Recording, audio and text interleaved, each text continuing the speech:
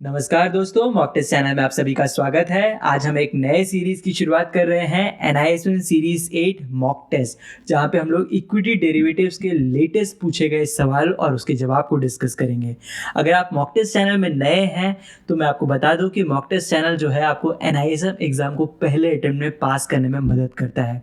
तो अगर आप इस चैनल में पहली बार आए हैं तो इस चैनल को जरूर से सब्सक्राइब कर लीजिएगा और आप जो है इस एग्जाम को पहले अटेम्प्ट में पास कर जाएंगे।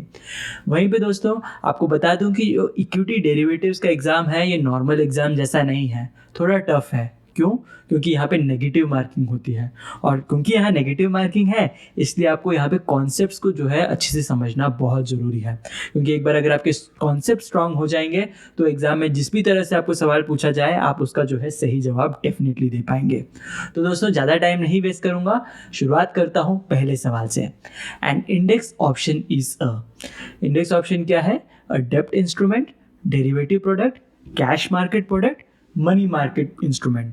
तो इंडेक्स ऑप्शन हो या फ्यूचर्स, ये दोनों जो है डेरिवेटिव के प्रोडक्ट्स हैं। तो इंडेक्स ऑप्शन भी एक डेरिवेटिव प्रोडक्ट हुआ, तो इसका ऑप्शन भी करेक्ट आए। नेक्स्ट सवाल पे चलते हैं। The purchase of a share in one market and simultaneous sale in different market to benefit from the price differential is known as. कि एक मार्केट में से आप एक प्रोडक्ट को खरीदो और दूसरे मार्केट में अलग प्राइस में बेचो तो उसको क्या कहेंगे? तो ऑप्शन है यहाँ पे मॉर्टगेज, आर्बिट्रेज, हेडजिंग और स्पेकुलेशन। तो दोस्तों इसका जो सही जवाब है वो है आर्बिट्रेज। आर्बिट्रेजर्स बेसिकली क्या करते हैं? आर्बिट्रेज जो है प्राइस डिफरेंसेस को जो है उसको मोनेटाइज करते हैं। अगर मान लेते हैं कि आप एक दुकानदार हैं, आपको अगर पता चलता है कि बगल वाली सिटी में एक जो प्रोडक्ट है जो आप बेच रहे हैं 50 रुपये में, वो वहाँ पे 100 रुपये में बिक रहा है, तो आप क्या करेंगे? कुछ प्रोडक्ट्स को जो है वहाँ ले जाके बेचेंगे 100 रुपये में। तो इससे क्या है, आपको 50 रुपये का प्रॉफिट हो जाता है। तो यहाँ पे आपने क्या किया? आपको पता है कि दो अलग अलग मार्केट में जो है प्राइस डिफरेंस चल रहा है, तो आपने उस कंडीशन का जो है फ़ायदा उठाया। और ये कंडीशन का फ़ायदा आप कुछ लिमिटेड टाइम तक ही उठा पाएंगे, क्योंकि ये जो गैप है वो बहुत जल्दी बंद होने वाला है। क्योंकि बाकी ट्रेडर्स भी देखेंगे कि आप कर क्या रहे हैं, कि कैसे आप वहाँ पे आके बेच रहे हैं, और धीरे धीरे कॉम्पिटिशन बढ़ेंगे और ये दोनों ही मार्केट के जो प्राइस हैं वो इक्वल हो जाएंगे।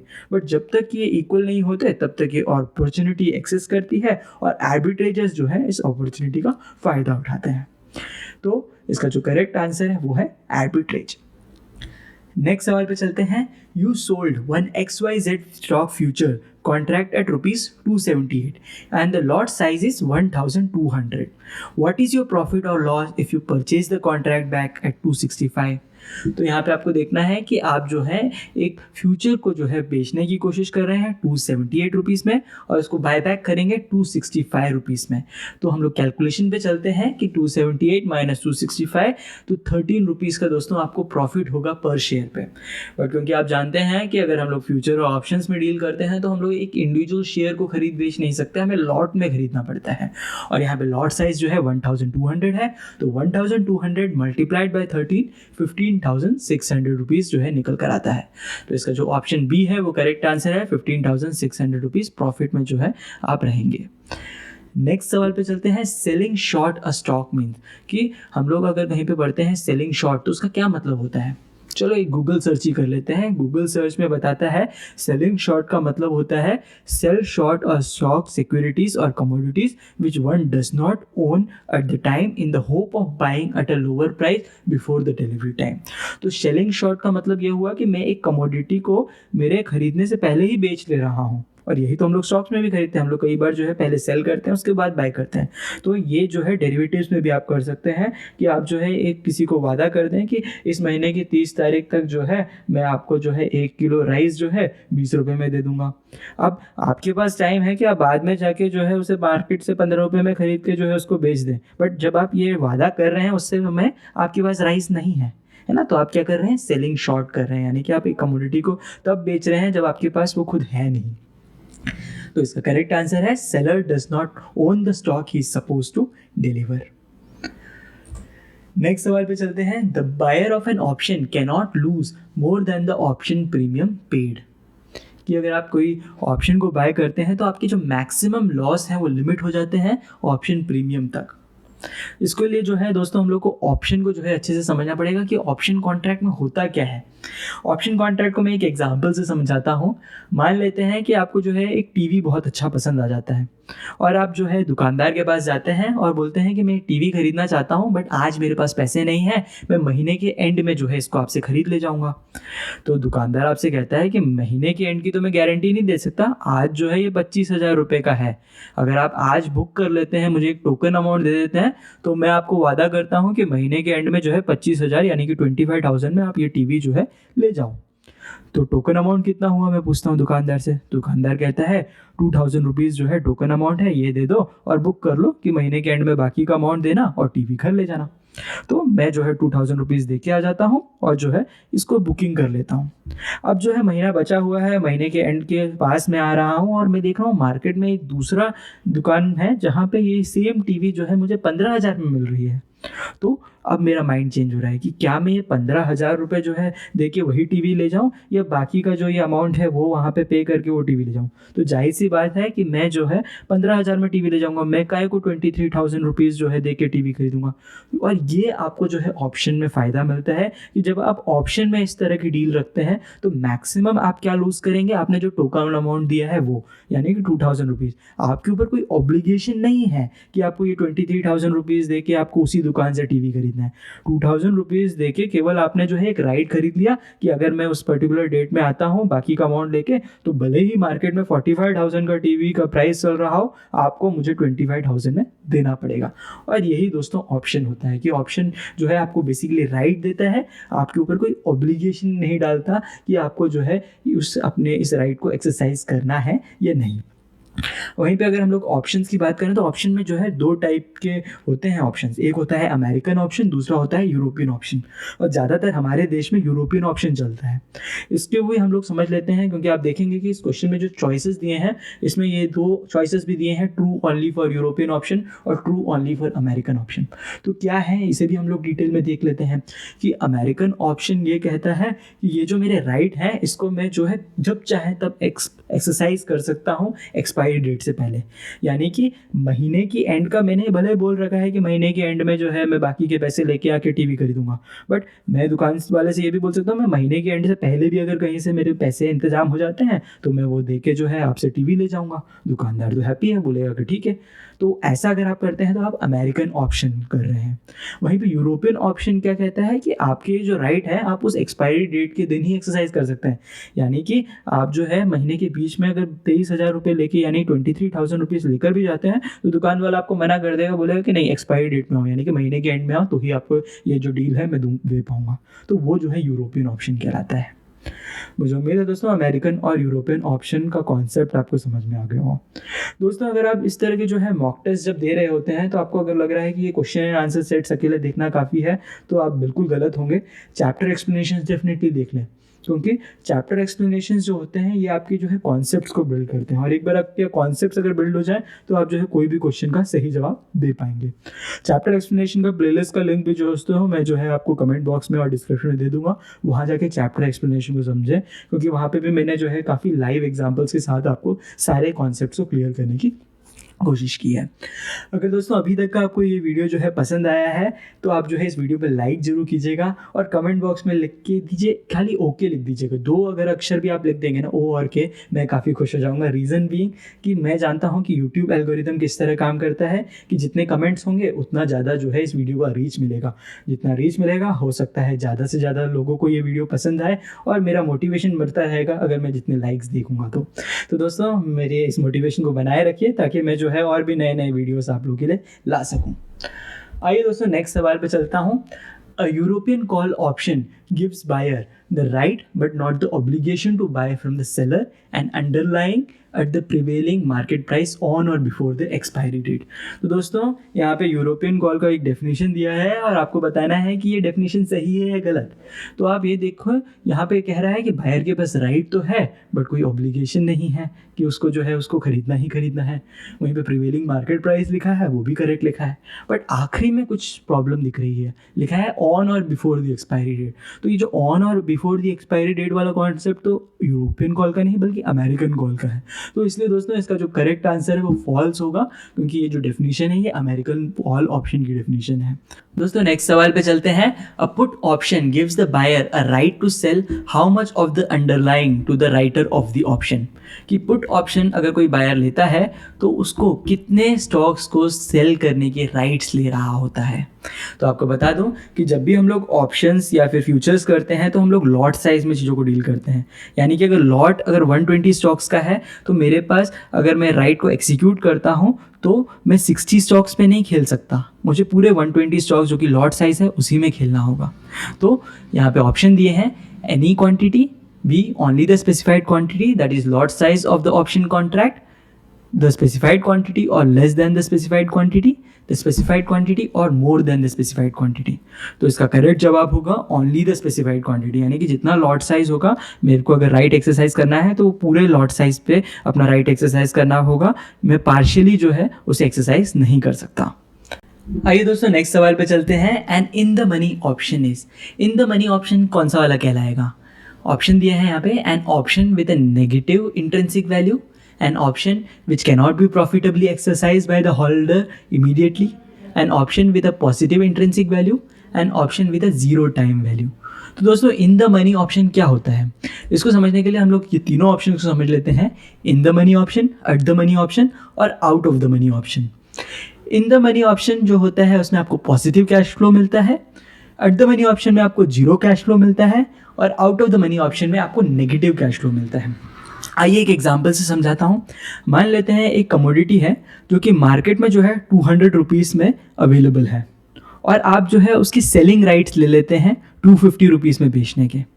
तो कहीं ना कहीं आप ऑलरेडी पॉजिटिव कैश फ्लो में हैं, क्योंकि आप जैसे ही इस ऑप्शन को खरीदते हैं तो आप जो है 50 रुपीज़ के प्रॉफिट में। क्यों? क्योंकि एक कमोडिटी है जो कि 200 रुपीज़ में मार्केट में मिल रही है, बट आपके पास राइट है कि आप उसे 250 में बेच पाओ। तो ये इन द मनी ऑप्शन कहलाता है। वहीं पे अगर मान लेते हैं कि एट द मनी ऑप्शन में कि एक कमोडिटी है जो कि 200 रुपीज़ की मार्केट में चल रही है और आप जो है राइट्स की खरीद लेते हैं कि उस कमोडिटी को जो है 200 रुपीज़ में बेच पाओ, तो ये जो है एट द मनी ऑप्शन है। क्योंकि अगर आप अपने राइट को एक्सरसाइज भी कर लेते हैं उस पर्टिकुलर डे में तो आप नो प्रॉफिट नो लॉस में रहेंगे। तीसरा होता है out of the money option. Out of the money option में क्या होता है, मान लेते हैं एक कमोडिटी है जो कि अभी 200 रुपीज़ में जो है बिक रही है मार्केट में, बट आप जो है उसको सेलिंग राइट लेते हैं 190 रुपीज़ के। तो आप कहीं ना कहीं जब आप इस रेट को उसी पर्टिकुलर डे में एग्जीक्यूट करते हैं तो आप 10 रुपीज़ के लॉस में रहेंगे और इस वजह से ये जो है out of the money option कहलाएगा। तो ये तीनों ही ऑप्शंस को जो है खरीदा और बेचा जाता है क्योंकि इसके पीछे के कैलकुलेशंस हैं जो कि हम लोग चैप्टर 4 में डिटेल में डील करेंगे। तो दोस्तों इसका जो करेक्ट आंसर है वो है an option with a positive intrinsic value, यानी कि जब हम इन द मनी ऑप्शन को ले लेते हैं तो हम लोग पॉजिटिव इंट्रिंसिक वैल्यू में रहते हैं। दोस्तों नेक्स्ट सवाल पे चलते हैं। An option with a delta of 0.5 will increase in value approximately by how much if the underlying share price increases by ₹2। ये कहा गया है कि एक ऑप्शन है जिसका डेल्टा वैल्यू जो है वो 0.5 है और ये कहा गया है कि अगर उस शेयर प्राइस जो है वो उसका 2 रुपीज़ से अगर इंक्रीज़ हो जाता है तो उस ऑप्शन का प्रीमियम कितने से इंक्रीज़ होगा। दोस्तों ये न्यूमेरिकल क्वेश्चन है और आपको बता दो NISM सीरीज 8 में बहुत सारे न्यूमेरिकल्स आते हैं, बट इसके पीछे का कॉन्सेप्ट भी उतना ही सिंपल होता है अगर आप इसके एक्सप्लेनेशन को समझे तो इसके एक्सप्लेनेशन पे चलते हैं, देखते हैं डेल्टा आखिर होता क्या है। डेल्टा जो है एक ग्रीक सिंबल है, आप सभी जानते हैं, और ये यहाँ पे मेजर करता है sensitivity of the option value to a given small change in the price of an underlying asset. यानी कि अगर मान लेते हैं किसी पर्टिकुलर ऑप्शन का जो प्रीमियम अमाउंट है वो 10 रुपीज़ है और उसका जो अंडरलाइंग स्टॉक है उसका प्राइस मान लेते हैं 100 रुपीज़ है, तो अगर 100 रुपीज़ का ये जो स्टॉक है वो कल अगर 110 रुपीज़ का हो जाए तो उससे प्रीमियम जो है ऑप्शन का जो कि 10 रुपीज़ है उसमें कितना चेंज आएगा उसको मेजर करने के लिए हम लोग डेल्टा सिंबल को यूज़ करते हैं। डेल्टा का सिंबल का जो फॉर्मूला है काफ़ी सिंपल है, delta is equal to change in the option premium divided by unit change in the price of the underlying asset. यानी कि change in the option premium यानी कि ऑप्शन का जो प्रीमियम है उसका प्राइस में कितना चेंज है और unit change in the price of the underlying asset यानी कि जो शेयर का जो प्राइस है उसमें कितना चेंज है। तो इस क्वेश्चन को जवाब देने के लिए जो है खाली ये जो वैल्यूज़ आपको क्वेश्चन में दी हुई हैं उसको आपको जो है इस इक्वेशन में डालना है। यहाँ पे ऑप्शन में क्या दिया है, डेल्टा की वैल्यू जो है 0.5 है तो आपने 0.5 डाल दिया और यहाँ पे change in the option premium आपसे पूछा गया है कि कितना चेंज होगा प्रीमियम का अमाउंट, और यहाँ पे नीचे जो है आपको unit change of the price of the underlying asset, ये यहाँ पे आपको चेंज बताया गया है, शेयर का प्राइस जो है 2 रुपीज़ से इंक्रीज़ हुआ है, तो यहाँ पे जो है आपने 2 रुपीज़ लिख दिया। तो इस फॉर्मूला में से आप जब change in the option premium निकालेंगे तो 1 निकल कर आता है। तो इसका जो करेक्ट आंसर है वो है ₹1, यानी कि अगर किसी ऑप्शन का डेल्टा वैल्यू अगर 0.5 है और उसका जो अंडरलाइंग शेयर प्राइस है वो अगर 2 रुपीज़ से इंक्रीज़ होता है, तो उसका जो ऑप्शन का जो प्रीमियम अमाउंट होगा वो 1 रुपीज़ से इंक्रीज़ होगा। नेक्स्ट सवाल पे चलते हैं, एक्सचेंज ट्रेडेड ऑप्शंस आर, कि एक्सचेंज ट्रेडेड ऑप्शंस क्या है? Standardised option, always in the money option, customised options, always out of the money option. तो दोस्तों एक्सचेंज ट्रेडेड जो ऑप्शंस होते हैं वो डेफिनेटली स्टैंडर्डाइज्ड ऑप्शंस होते हैं, कि आप जानते हैं कि ऑप्शंस जो हैं वो ज़रूरी नहीं कि आपको कहीं ना कहीं इसी मार्केट में बैठ के ही जो है एग्जीक्यूट करना है, आप जो है आपस में भी जो है ऑप्शंस को ट्रेड कर सकते हैं, अंडर द टेबल कर सकते हैं। बट जब आप एक्सचेंज ट्रेडेड ऑप्शंस में जाते हैं तो ये काफ़ी स्टैंडर्डाइज मिलता है, यहाँ पे आपको लॉट साइज क्लियरली मिल जाता है, आपके पास जो है काफ़ी ज़्यादा प्रोटेक्शन रहता है इन द सेंस कि आप अपना पैसा जो है लूज़ नहीं करते, क्योंकि सामने वाली पार्टी हो या आप हो, आप दोनों को जो है जो भी नियम रहते हैं क्लियरिंग मेंबर्स के या पूरे एक्सचेंज के, उसको फॉलो करना रहता है। इस वजह से एक्सचेंज ट्रेडेड ऑप्शंस जो हैं वो एक स्टैंडर्डाइज्ड ऑप्शंस कहलाते हैं। नेक्स्ट सवाल पे चलते हैं, which is the ratio of change in the option premium for unit change in the interest rate.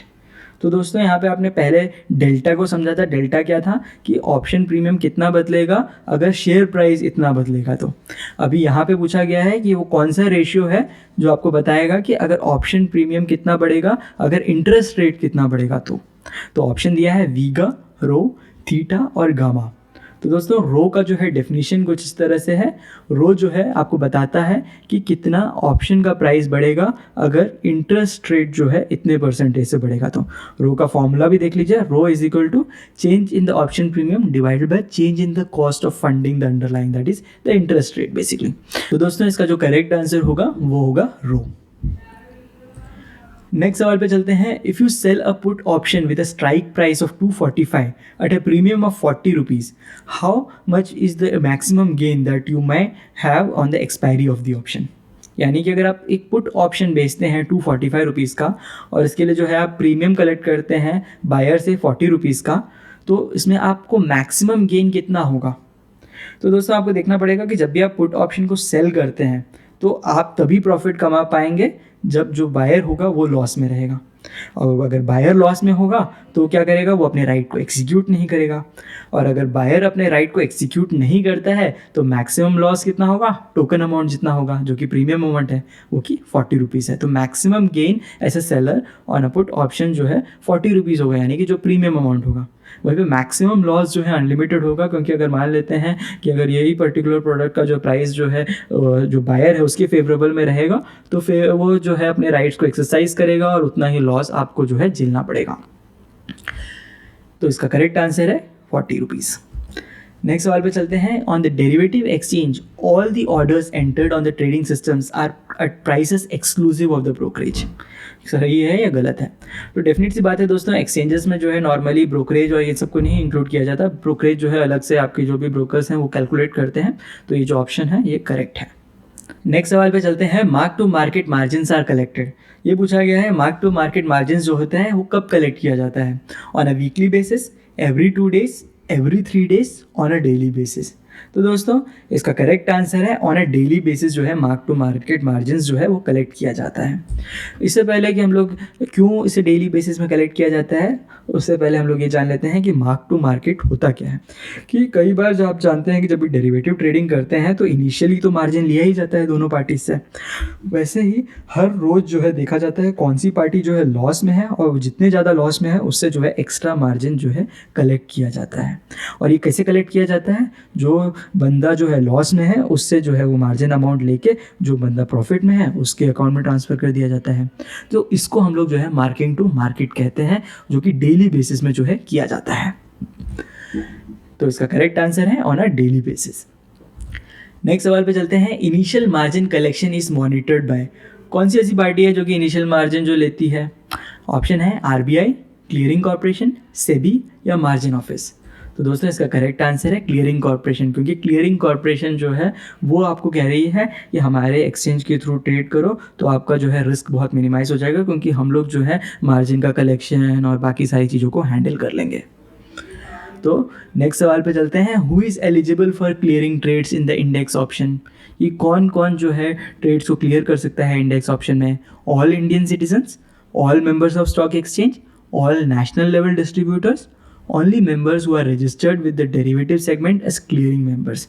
तो दोस्तों इसका जो करेक्ट आंसर है वो है only the members who are registered with derivative segment as clearing members. जो मैं आपको पहले बताया था, ये जो भी ट्रेड्स के रिलेटेड कोई भी सवाल हो या मार्जिन से रिलेटेड सवाल हो या क्लियरिंग से रिलेटेड सवाल हो, तो वो सब जो है क्लियरिंग हाउस या क्लियरिंग मेंबर्स के ही पास होता है इसके rights.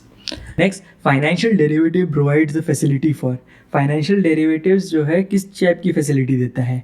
Trading, hedging, arbitraging, all of the above.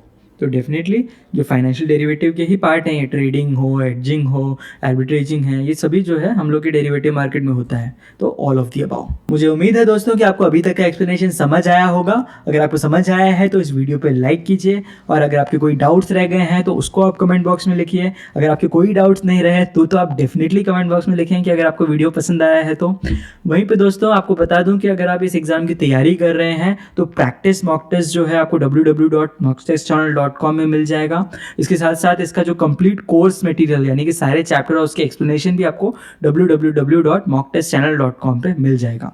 और खास हमारे YouTube व्यूअर्स के लिए जो है कूपन कोड है FL80 फ्लैट 100। अगर आप इसको अप्लाई करते हैं तो आपको जो वहाँ पे वेबसाइट में प्राइस है उस पर डिस्काउंट भी मिलेगा। तो दोस्तों मिलता हूँ आपसे नेक्स्ट वीडियो में, जहाँ पे मैं आपके साथ NISM सीरीज 8 इक्विटी डेरिवेटिव्स के बाकी सवालों को इसी तरह से एक्सप्लेन करूँगा। जय हिंद, जय भारत।